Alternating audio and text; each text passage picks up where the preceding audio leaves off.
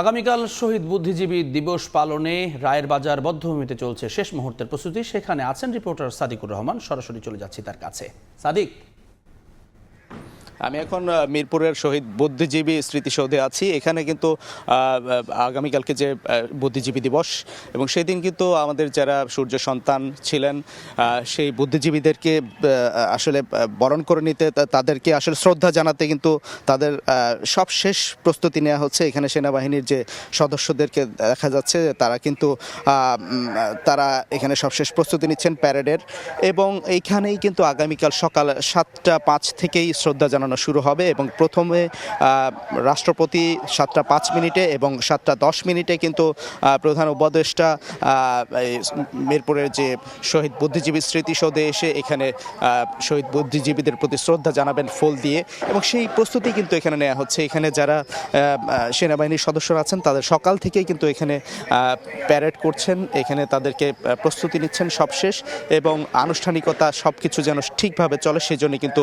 এর পাশাপাশি কিন্তু এখানে দেখা গেছে যে এই প্রতি বছরে এই দিনটিকে যেহেতু সুন্দরভাবে সব আনুষ্ঠানিকতা গ্রহণ করা হয়, সেজন্য কিন্তু এখানে ধুয়ে মুছে পাশাপাশি রং করে এবং প্যান্ডেল টানিয়ে সব দিক থেকে কিন্তু সব প্রস্তুতি আগের দিনই সেরে ফেলা হচ্ছে।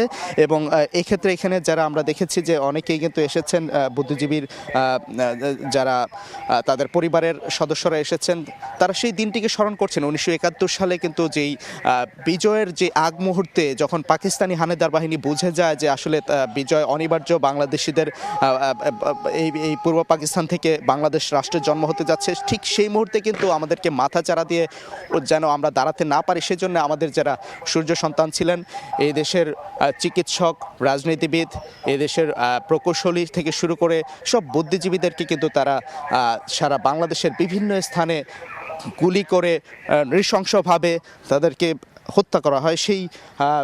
সেই প্রতি বছরেই আমরা এই দিনটিকে কিন্তু বিশেষভাবে স্মরণ করি, এবং বাঙালি যেন আর ঘুরে দাঁড়াতে না পারে, আমরা যেন মাথা উঁচু করে দাঁড়াতে না পারি, সেজন্য কিন্তু এই বুদ্ধিজীবীদেরকে হত্যা করা হয়েছিল। এবং তাদের যেই ইচ্ছা ছিল বাংলাদেশ যে পর্যায়ে যাবে, সেটার লক্ষ্যেই কিন্তু এখন কাজ করে যাচ্ছে সরকার। এই ছিল এখান থেকে সবশেষ তথ্য।